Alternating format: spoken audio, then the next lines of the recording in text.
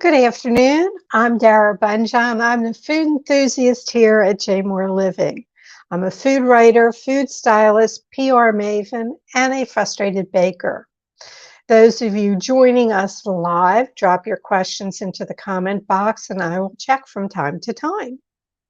Everyone, today is National Pizza Day, and we are lucky enough to have chef, author, pizzaiolo, I'm not sure I'm pronouncing it right, restaurateur Joe Farruggio. He is the owner of the renowned Washington, D.C. landmark Il Canale, one of Yelp's top 100 places to eat in 2022, as well as rapidly expanding his 90-second pizza concept and a Modo Mio in Virginia. My name is Joe, and I am a pizza man. An American Story is his recently published biography. Let's welcome Joe. Hi. Buongiorno, Joe. Happy Pizza Day. Buongiorno. Happy Pizza Day to you and to everybody. Well, thank you. But I guess being the pizza man, every day is pizza day for you. Yes, I love pizza. I mean, I could eat pizza every day, really, but does not agree with me, But if I had a choice, I would eat pizza. I mean, I used to when I was younger. Pretty much every day was lunch was pizza. While I was working. Yeah. Well, I mean, Was you there, started right. It's you come from Sicily, okay, and you came to the States, New York. How old were you? I was almost 17. Uh, yeah, when I left the Sicily and I got to New York. It was a hell of a journey with the Michelangelo ship from Naples. Yeah. How many, was your whole family, your whole immediate family, or? Yeah. Most of my family, except my sister, she was over 21, but me, my brother, my two parents, yeah, was in the ship. We end up in the Bronx in my uncle's house. He sponsored us, and we were guests at his house for about 4 months, and then we went to our own. Yeah. I'm curious, I'm always amazed by how well immigrants do. It's a work ethic. It's you're coming to a country. Did you speak any English at all when you came here? No, I studied English for about 6 months before I was, I finished junior high. I started high school, and there was English available there, and I learned what's your name and where do you live. That's pretty much the words that I knew. Been Well, young though, I adjusted really easy. It was 6 months of suffering. After 6 months, I pretty much understood, and then I was able to, express myself. well, that's great. That's great. Um, Yeah. so you started working in pizzerias in First, New York. third day that I land in New York, my aunt has already had a job for me in the pizza shop. Yes. And And were you then making the pizzas? What were you no, doing? I didn't know. My background in Sicily was a farmer. My family were farmers, so we were growing tomatoes, eggplants, vegetable, and no restaurant experiencing at all. I had my mother and a sister. I never ever cook an egg, really. Yeah, yeah. All right. So So when did you officially become a pizzaiolo? Am I uh, pronouncing it right? pizzaiolo, yes, yeah, it is pretty pronounced very nicely. Yeah, I think I in the beginning was struggling. When you get here, being not speak English and don't know the area, you got to take a buses and to go to work and some you take a job sometime because of the price, and then you realize it takes 2 hours to get there. It's not worth it. So it was a lot of trying to fit in. but the pizza was the job that I always was more comfortable being because for some reason I feel comfortable. I made my first pizza after about 3 months, 2 3 months that I was working in the pizzeria, and my pizza, chef that was working under, he was he was in break, and a customer came in and I ordered a pizza and I made it.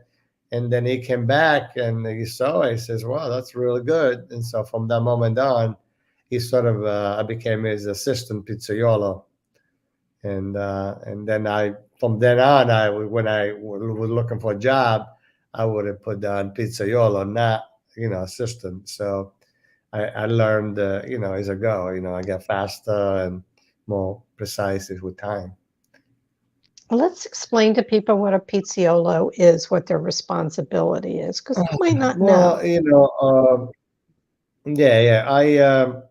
I worked in probably in New York and maybe about 10 different pizza places, and everybody, is all private owned little pizzeria owners. There were no chains in those days of a pizza in New York, so everybody owned their own little pizza place. They needed help, and they will hire pizzaiolo or assistant. And then you have to learn how to make the dough. And there's a machine, usually it's an old bar machine, and there's those 25 pound 25 kilo bags flour, so it's just 50 pound, and yeast and salt, and pretty much you learn the combination and how much salt and how much yeast, and you make the dough in the afternoon. When I was doing the New York style pizza, now I'm making Neapolitan pizza, so I'm just talking about the way I started. And usually you make the dough in the afternoon and you use it for the next day, 24 hours. You need to Right. have time to fermentation with the yeast, because if you use it before that, it blows up in your stomach, so it needs to be easy to digest. Okay. Let me ask you this. You came from Sicily. Yeah. What were the pizzas like there versus Neapolitan versus New York? Because I know the difference between New Yeah. York and Neapolitan. But Yeah.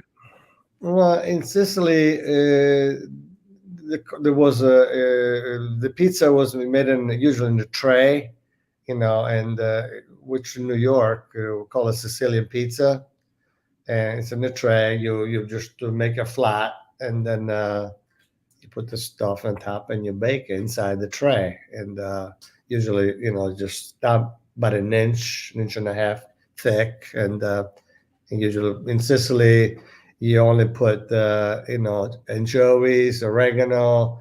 There's no this kind of topping that we use here in the state. So it's olives, garlic. so Not is it really simple. Simple, less, and a lot of pecorino cheese, and no, yeah. So and you eat it. Usually, people make their own bread at home. At least in my family, we used to make our bread once a week. My mom used to make the bread, and then with some of the dough, she will make for that day. She will make pizza, and once a week we would eat this thing called we used to call cuduroni. That's the words in Sicilia. But which is they usually you know it as a focaccia, the focaccia bread with right? stuff That's on. what Well, ours was more in for our little town culture. So yeah, I was going to say. It sounded a bit like focaccia. yeah, yeah, So, and I remember, I mean, there were certain places that did Sicilian pizza. God knows there's so many: Detroit pizza, Chicago pizza, New York yeah, pizza. yeah.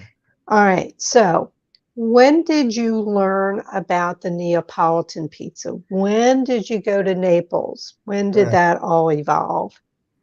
Well, it's about 15 years ago. I had a Neapolitan friend, which he was always talk about Neapolitan pizza, and I was like, I'm a pizza man. I don't know anything else exists except what I know.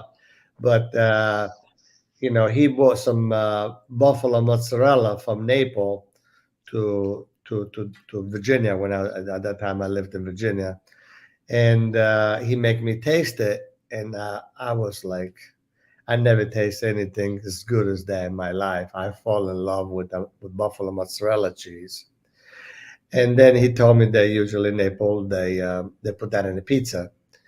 And then I went to Naples, and I tried the Neapolitan pizza, which was made it with 00 flour, with wood burning pizza oven, really hot oven, which is about 900 degrees, and the pizza cooks in about between 60 to 80 seconds.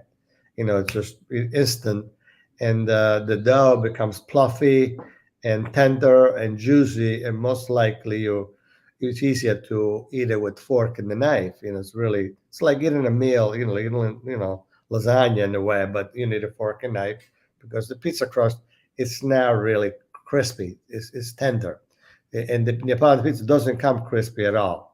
So I fall in love with it. It was juicy, and the flavor. It's like I'm eating a full meal, with the margarita, and I like with a little bit of anchovies. They're still in my Sicilian taste is I'm, behind me. I'm not Sicilian, but I like anchovies too. Anything with salt is good for me. So with a Neapolitan pizza, it really has to do with getting the air into the dough. What's unique about it is it comes out slightly charred and air bubbles on the Yeah, crust. yeah, And that's a special talent unto itself, yeah. afforded through the pizzaiolo. Um, and it has to do with slapping it out. Am I using the right term? Flattening it, don't let all the air come out, just because it usually also it's more it's got more water than the New York style, is about 65% to 68% water, and usually the New York style it could go down to about 50. It's more hard, it's less, so it's really softer, and it's the transaction also, but the lot of heat that it makes it, does the transaction. And definitely it's also the fermentation. If a New York style is 24 hours, usually the Neapolitan you can carry for 48 hours, even 70 hours. You can go for 2 3 days with that dough. You can rework it in a way that it's an art. It really, it's the Naples pizzaiolo. It's Neapolitan pizzaiolo. They really, I mean, I am good. I'm an entrepreneur, pizza man in a way. I'm making pizza through me, through New York style, but really, I have a professional Neapolitan pizza maker working with me to be able to produce the quantity that we produce. So it's a really it's a really just like everything else. It's an art. It's really an art to be able Right. to make a good And it pizza. has to do with, some of the cheeses, some of the things that I've learned because I had a couple people on the show and they sent you links. I don't know if you got to watch it or not. But Matteo Tranconi spent 8 years of his life making a movie about Neapolitan pizza. Yeah, Orange Jarcy, the art and love of making pizza. yeah, And he talked about the passata, the different cheeses, how the pizzaiolo, because the buffalo mozzarella has more water content in it, that yeah, they would put the peel above it while it's baking to bake properly, versus the fleur de latte, which is the cow's milk, which doesn't have much flavor. yeah. So, The cow, fior di latte doesn't have it's less favorite. Well, still a use a lot for Neapolitan pizza for cheese. Yeah. right. Um, so your first place You're here in the United States, and I want to remind people of your new book. My name is Joe, and I am a pizza man, an American story. It's all about your entrepreneurship and how you came from nothing, or as you like to say, small town to Georgetown, Yeah, your famous quote. yeah, Um, your first place, your personal place, you left New York, you came to Virginia, was Joe's Place in 1978. yeah, And there came other Joe's Places. Tell us a little bit more about that. yeah. I started, and after about 7 years, I was here. I moved to Virginia for a job opportunity because in New York I felt like I was just a pizza man. There was a lot of competition. They knew what to people like me, but I saw that there was a necessity, there was a demand in outside New York, so I got this job in Virginia and to work in this pizza shop. And there was instant success. The owner, right away we had like a few months open, we had a line, we had newspaper talking about it, my pizza, and so I that confirmed that that I wanted to do something outside New York. So I stayed there, and I offered my boss to sell me a percentage, of 50% of the place, because I said I'll stay here with you. We can open other places, and he decided not to do that. He says I'll sell you 25%.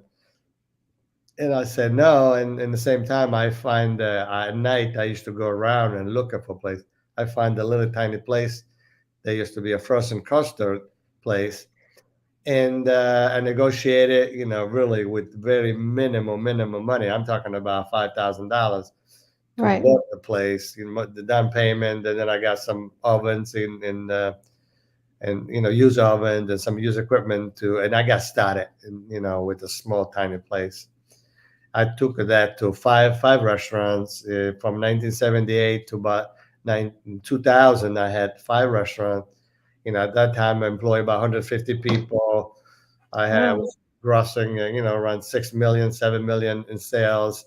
It became a big job. It was and then I went through a divorce, and then my life changed again. So I, and Well, your life changed again. You have all these successful pizza places. How did you transition from that okay, well, to El Canale? yeah, Um, yeah. it's one of the 70 best Italian restaurants and pizzerias in the world. At least that's one of the titles it's been given. Yeah, yeah. We were in one of the magazine in Italy. They classify us the best 70 best pizzeria and restaurant in the world. Pizzeria restaurant together, not one or the other. We have both. We are pizzeria, but in the same time, we have a pretty good line of pasta and entree. So we're doing two things at once, which is what happened is that I went through a divorce, and the main thing it was that I was working too much and I was never home. So right after that, I after my divorce, I started closing some of the restaurant.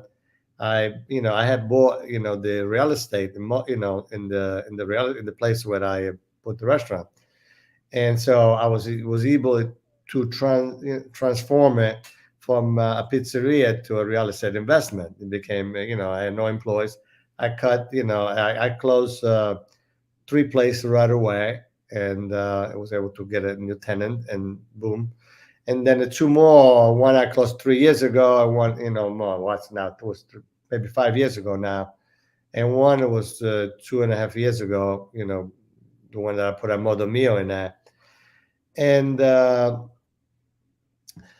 bottom line, how from when I started closing, I find at that time I discover Neapolitan pizza, about 15 years ago, and I after my divorce for about 10 years, I didn't do anything. I was just running marathons all over the world.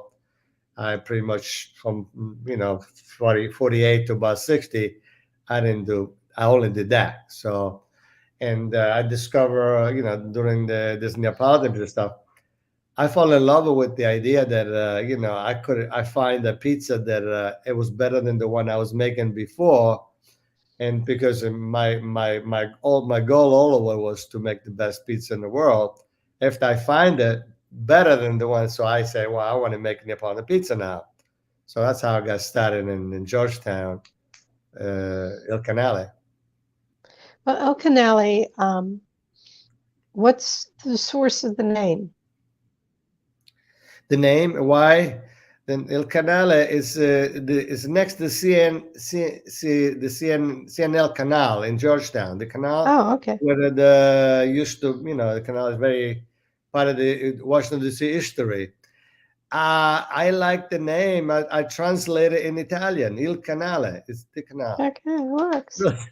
But I figure, let me use the name of something historic, but in Italian. Well, let's get back. My name is Joe. I'm a pizza man, American Story. Yeah. Why did you choose to write a book about your life? And what Yeah. would you like your readers to take away from your book? Like I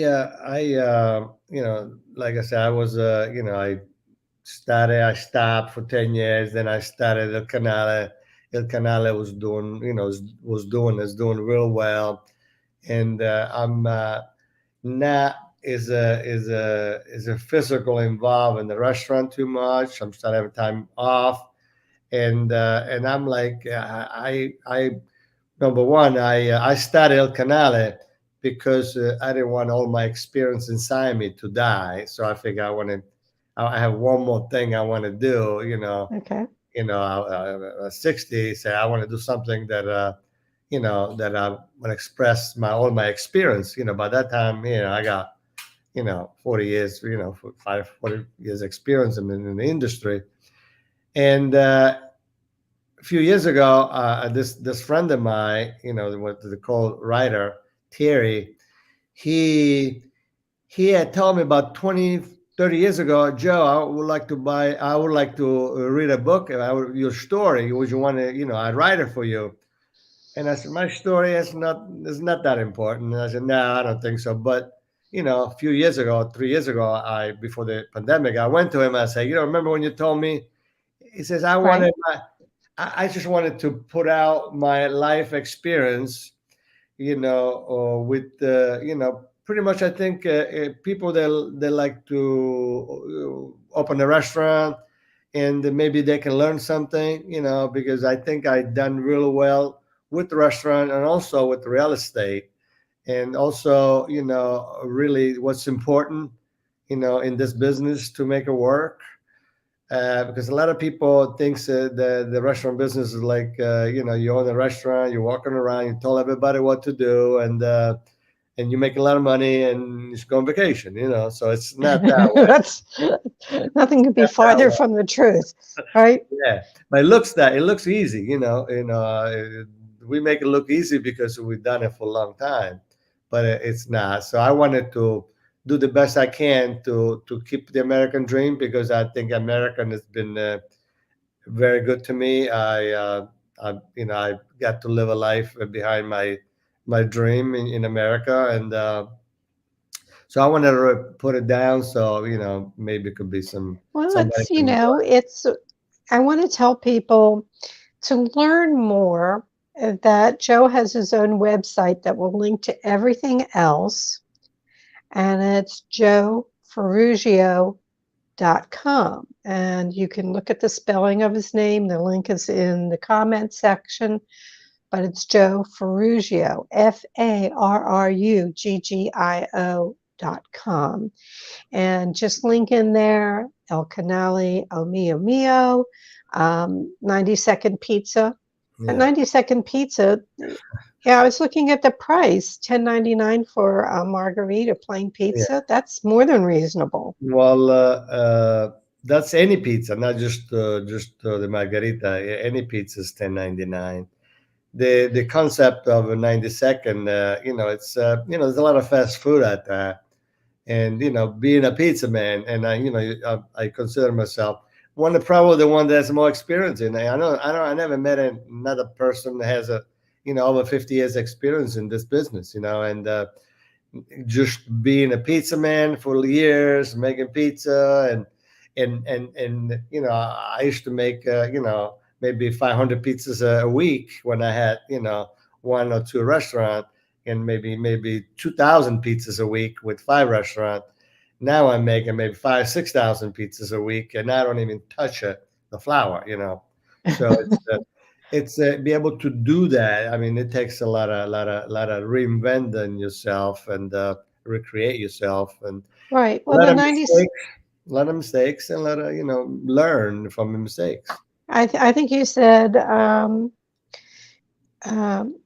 you had some extraordinary situations and challenges that you overcame. And I think anybody in business, but as being, I think it's instinctive to certain people to be entrepreneurial. Not everybody has the same talents or the Yeah. skills.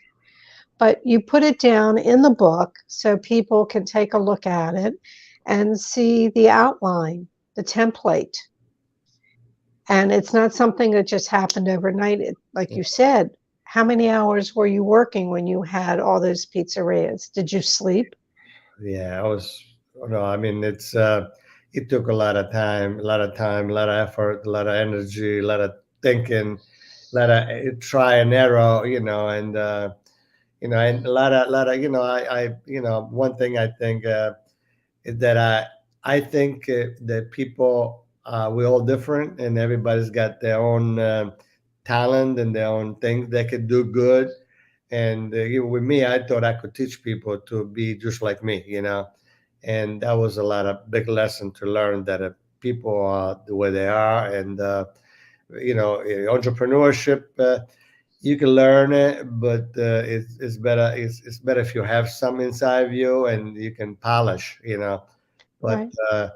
either you're an entrepreneur, or you're not. That's what I think so far. Maybe I learned more about it. Oh, 90-second pizza. Now, this you're developing this. Is this going to be a franchise? Is this going to be just family members? Um, hmm. Right now, we have one place. After 4 years in business, we this year we're planning to open 3 more locations. Right now, I'm using my employees to be the beneficiary. They Wonderful. all my employees. They are on profit sharing. They're the ones that do the work, and they're gonna get good benefit out of it. I think at the end of this year, I'm gonna evaluate it and to see. I really don't want to. I would like to franchise, but in slow in a way that. I would like to have my employees to be the Benefit. franchisee, Mhm. not just a lawyer or a doctor that comes for puts the money in and he has no idea what he's doing. So I'd rather Right. keep the culture because I think the difference between me is a fast food franchise of 90 second, if I will be one, is that they have the culture of pizza behind. Right. All right. So here's a tough question. Do you have a favorite pizza? Yes, yes. My favorite pizza is margherita with anchovies in the side, but not cooked. And I don't put the anchovies on top of the pizza when it goes in the oven. In the side, and I'll take as much as I want, and I put as much as I want in my bite. So, because usually if you leave it on top, you cook it, the anchovies dissolves and makes Right. some bite too salty and some bite not salty enough. Or too bitter, Yeah, whatever. yeah, yeah. So And I like that. do you use passata on it or do you make your own sauce or We use pellet peel tomato from Campania, Naples area, and we just squeeze it with the machine and to make a little softer. Still a chunky, but it's still not like passato. No, more chunky. okay, so it's chunkier than the passata. Yeah, yeah. Okay. All right.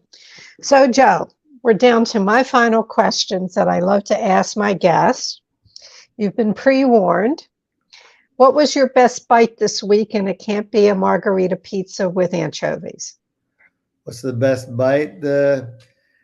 I think when my wife cooked at home That's fine.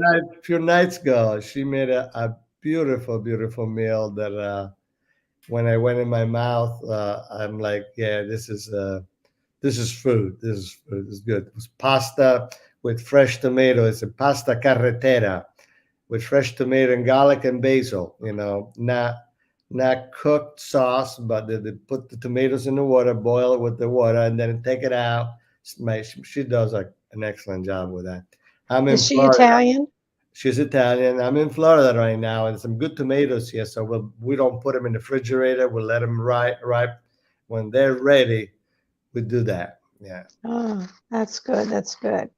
All right. If you could go back and give your 18-year-old self a piece of advice, what would it be? Yeah. Would it be to don't waste? I grew up a little late. I didn't grow up too early. I would have probably not drink as much as I drank. You know, I I drank. I stopped drinking alcohol when I was 29, and I wish I would have not. I would have noticed. Get do something before and Okay.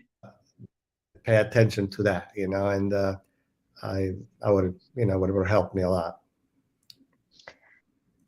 Your ultimate culinary fail.